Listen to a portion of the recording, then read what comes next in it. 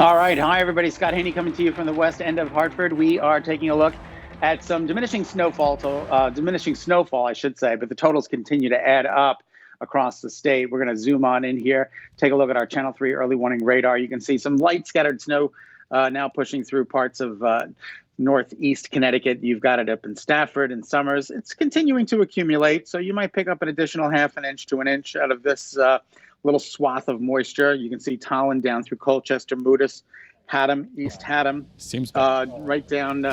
But for the most part, we are taking a look at the storm system finally starting to wind down a bit. And that is some really good news. But there are still some significant impacts. And you can see a little swath of moisture just starting to push into lower Fairfield County, too. That's just over the New York border. So keep in mind, you are going to be running into some snow showers this morning. But it's getting a little bit better as the storm system starts to pull up and away. Now, the impacts, heavy snow. Yeah, you're going to be pushing around a lot of heavy snow out there. There's blowing and drifting. I'm watching the snowflakes and the snow come pouring off my roof here with the wind. It's pretty incredible.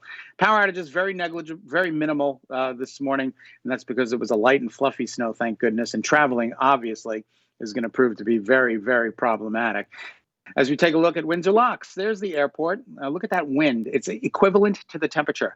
22 is the temperature. The wind is out of the north at 22 miles an hour, and there are some reported higher gusts. Take a look at Waterbury. The visibility is getting a little bit better there. You guys are in a little bit of a lull, which is good news, but not so much here in Hartford. You can see the snow still coming down in the greater Hartford area with some poor visibility, and more of the same in Middletown. And speaking of that visibility, it is down 1/4 mile at Brainerd, 1/2 mile at Bradley. I mean, the best visibility you've got out there right now is Danbury at 3 miles. Everybody else is at a mile or below, and the temperatures are chilly. I mean, the numbers are in the upper teens and low 20s, but there is a wind out there, and that wind is making it feel substantially colder. Mark, look at these winds. These are sustained, right? 26 to 31 miles an hour along the shoreline. Yeah, and that wind is certainly adding insult to injury because we've got those chilly temps that you just showed between 20 and 25. When you factor this wind in,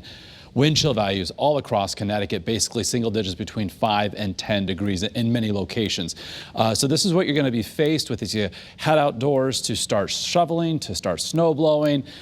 So you'll want to keep that in mind. Dress accordingly. You'll need the layers, the gloves, the scarf, the hats for sure. But the good news here, the silver lining is the storm is beginning to wind down. The storm center is moving away from Long Island now, taking with it the snow. You can see how the coverage is shrinking. The intensity is decreasing.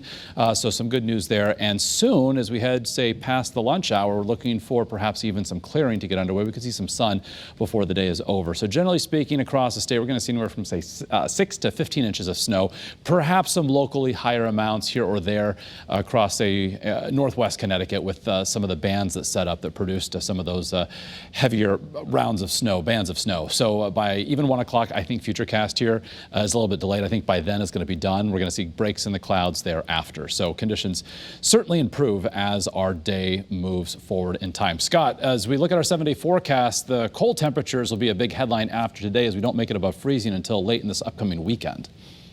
I know, Mark. Look at that overnight low Friday night into Saturday, 5 degrees. At least the wind will have subsided, but a lot of radiational cooling taking place Friday night into Saturday. 5 single degrees. That means some of the colder towns are going to be 0 or a little bit below 0. And then the weekend looks pretty good at this point, 32 for a high on Saturday under mostly sunny skies, and then partly sunny skies for Sunday. There might be a rain or a snow shower around. Now, Monday, look at this, moderating temperatures. The temperatures actually go from below normal to above normal, 43 degrees and breezy on Monday. And then it's windy and chilly, but at least the temperatures in the mid 40s by Tuesday. Wednesday, we're talking about temperatures that are going to be a little bit cooler in the mid to upper 30s. So that's a check of your 7-day forecast.